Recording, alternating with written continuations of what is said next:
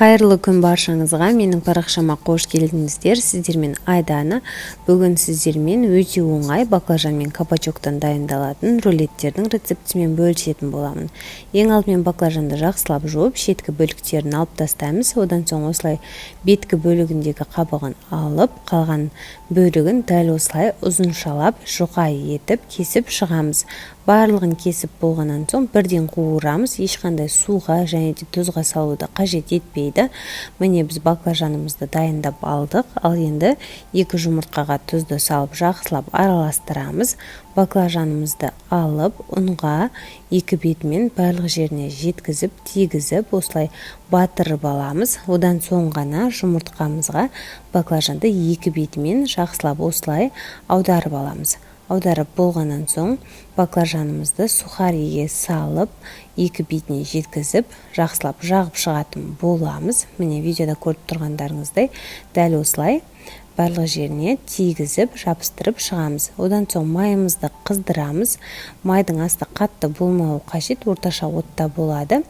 Майымызға баклажандарымызды салып, осылай 2-3 данадан салып, 2 бетімен жақсылап қуырып аламыз.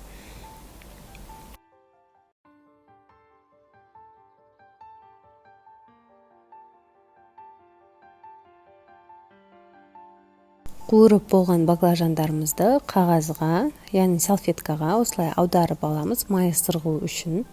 Осылай барлық баклажанды дайындаймыз.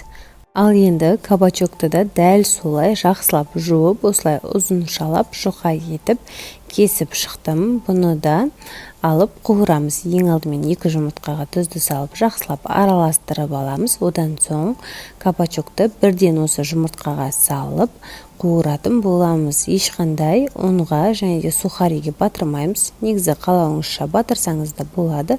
Ол енді өзіңіздің талғамыңызға қарай. Егерде дәл осылай жай ғана жұмыртқаға пісіретін болсаңыз, өте дәмді болып шығады. Міне көріп тұрғандарыңыздай осылай кішкене қызарады.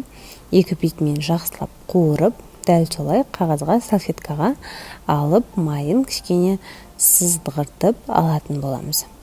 Барлығын қуырып болғаннан соң ішіне жағатын начинкамызды дайындаймыз. Ол үшін бізге майонез және де чеснок қажет болады. Майонез бен чеснокты жақсылап араластырамыз және де одан соң салатный листьяны алып жақсылап жуып, кептіріп аламыз. Осылай ортасынан видеода көрсетіліп тұрғандай бөлеміз.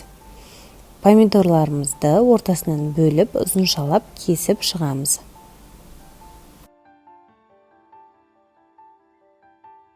Ал енді рулеттерімізді жинаймыз. Ең алдымен баклажанды алып, осылай майонезді жағып шығамыз. Одан соң салат жапырағын қойып, үстінен помидорларды қоямыз және де ораймыз.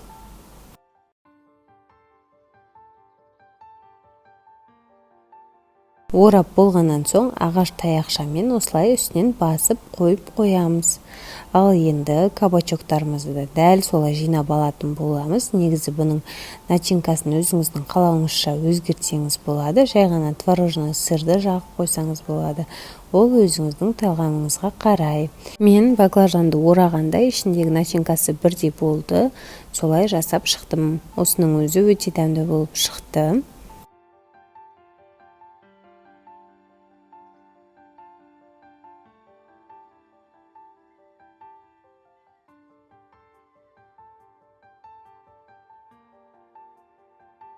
Сонымен біздің рулеттеріміз дайын, өте дәмді болып шықты. Дәл осы рецептімен жасап көріңіз. Ешқандай өкінбейсіз деген ойдамын. Видео рецепт ұнаса каналыма тіркеліп, лайк басып, пікір қалдыруды ұмытпаңыз.